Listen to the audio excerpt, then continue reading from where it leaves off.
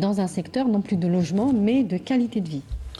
Oui, tout à fait, mais entre des contraintes très court-termistes, du fait d'une demande très importante et d'un déficit aussi important, les logiques antérieures ont versé beaucoup plus dans la construction, dans la réalisation de logements où le volet habitation a pris le dessus sur les autres volets et où le manque de coordination surtout a rendu les choses un peu plus complexes.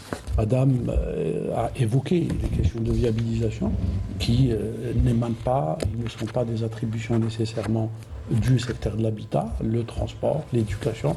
Et là, le discours du ministre du secteur qui parle de réhabilitation de la planification est un élément très important. Parce que si on veut réhabiliter la planification, c'est qu'on a des visions à moyen et au long terme, et l'objectif est de réaliser des nouvelles villes.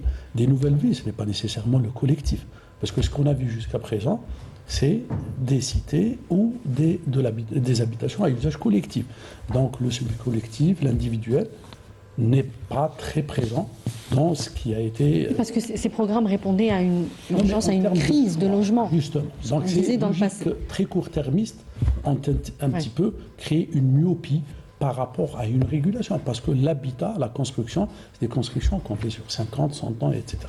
Et où l'aspect sociologique, culturel est déterminant et ça façonne une manière de penser, ça produit une nouvelle société. Oui. La mixité sociale est très très importante. Oui. Les expériences que d'autres pays ont vécues dans ce qu'on appelle les cités ghettos ou les HLM, qui ont été abandonnées d'ailleurs, par rapport à un manque de mixité sociale qui reproduit oui. des contradictions sur le plan du comportement individuel et collectif qui est néfaste à moyen et long terme pour la cohésion de la société. Exact. Et donc, c'est dans ce sens que la planification, la régulation, l'utilisation des instruments d'urbanisme, les POS.